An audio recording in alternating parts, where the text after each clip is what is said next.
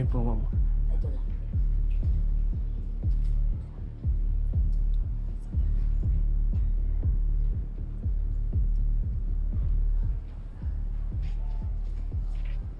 Madam Vivian, anong ginaubra mo din?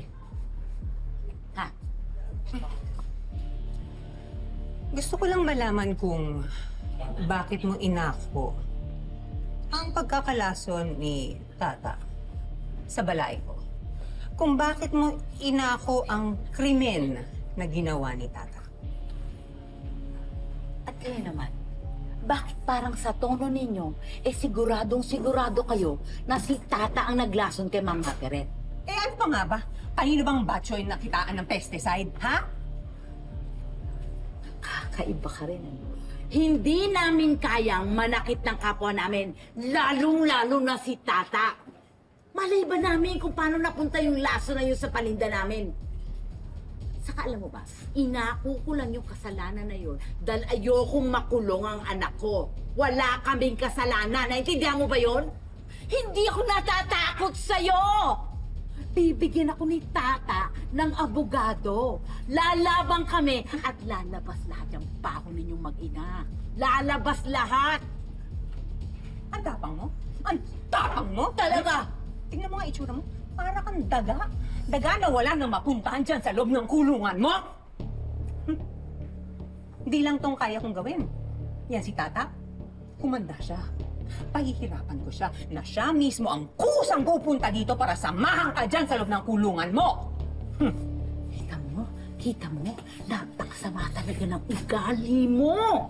Ha? Di lumabas din ang katotohanan na kayong mag-ina ang nasa likod ng panggigipit sa amin. Ano? How dare you say that? I didn't say anything like that. Don't you put words into my mouth, ha? Kayo talagang mahihirap. Ang hilig niyo talagang magsisi sa ibang tao yang storya ng buhay ng kahirapan ninyo. Hindi matatakpan ng yaman mo ang sangsang ng ugali mo! Ay, pangit! Ha? Oo! Sinong nakakulong? Ikaw! Oo, talaga! Talaga! Talaga! Sige, sige! Yan ang gusto ko! Tulungan niyo ako!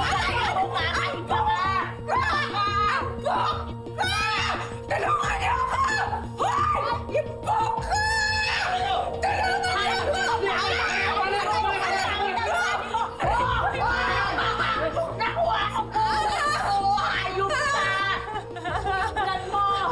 Pagpapayaran mo to! Hayop ka! Ay, pag ako nakalabas dito, hindi na yan aabutin mo. Lalabang kami sa'yo at kung ano man yan tinatago nyo, lalabas lahat yan! Magugulong ka dyan sa loob! Hindi ka makakalabas! Hayop ka!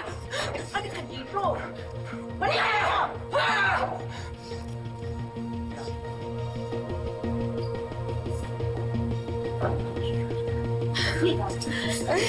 Ayos ka lang? Hindi ka pa. Ewan ko. Nahihilo ko. Hindi ko alam. Nabihagahan niya nga ako. Sana ka.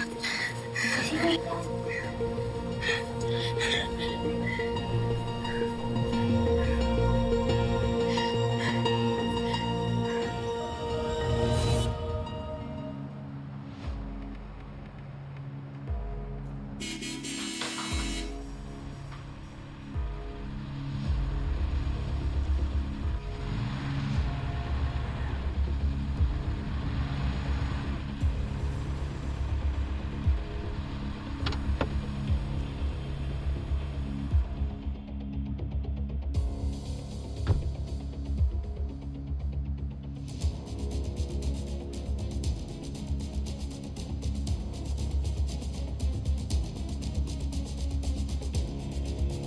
Morning, madam.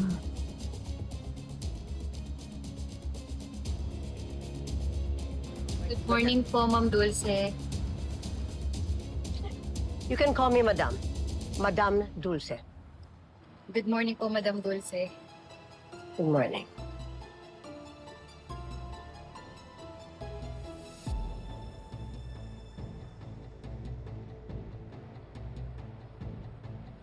Ano? Buhay pa pala si Madam? Uy, marinig ka.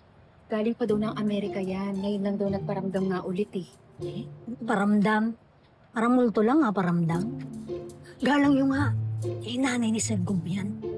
Yung mga lahat sumusunod dyan, kahit si Sir Gob, si Madam Margaret, at saka si Sir Francis. May-ari yan ng Palm Group of Companies, kaya huwag kayong gaganyan-ganyan. Kasi doon siya sa... Paramdam ka siya. Kinabutan tuloy yan. Ito kasi pinatay Buhay pa. O, bilisan mo kaya. Greg, Mamita. Lola Sweet. Francis. Sorry, di na naka-visit sa US. I've been really busy lately. But I'm really happy to see you, Lola. How's Margaret doing? She comatose pa rin po siya. But the doctor said she's improving. Madam, sorry po. Wag niyo po. It's nice to see you again, Lola Sweet. Last time po tayo nagkita nung kasal pa namin ni Francis. Sa first time nakita ko yung bago mong mukha. Opo. Medyo naging masaklap yung nangyari sa akin. Pero ako pa rin to. Ako pa rin si Venice. Ang asawa ni Francis. Anyway.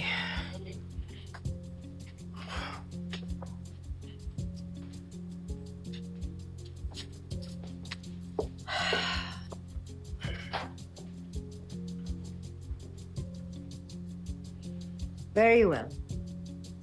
Let's get down to business. Napakasakit na nangyari kay Margaret.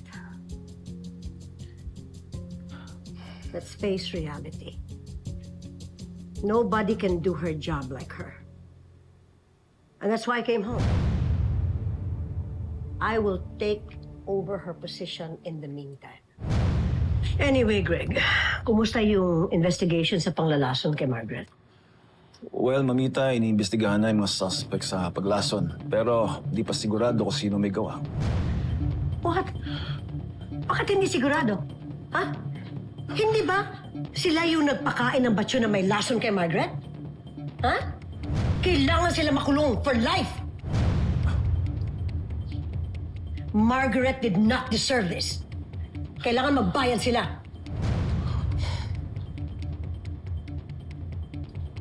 Tama ka, Lola Sweet. Dapat makulong yung tata at naigwapa na yan. I will call Chief Escobar. Kailangan umamin yung mga suspect na yan sa paglaso nila kay Margaret.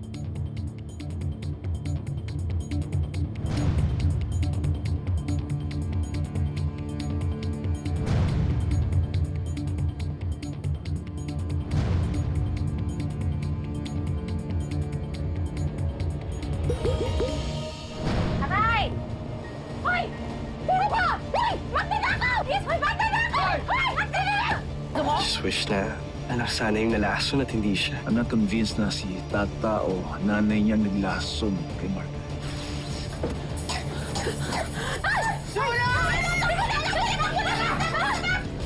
Sir, anong natagwa, Didi? Nagkaroon ng sunog, sir. Yan, galing sa bahay niya, no? Sunod! Huling beses ko na nakita si Carmen, kausap po niya yung anak niyang sanggol. Humihingi po siya ng tawad sa anak niya kasi ipapaampon na daw po niya. May importante lang akong sasabihin sa'yo, anak. Hindi akong imong nanay.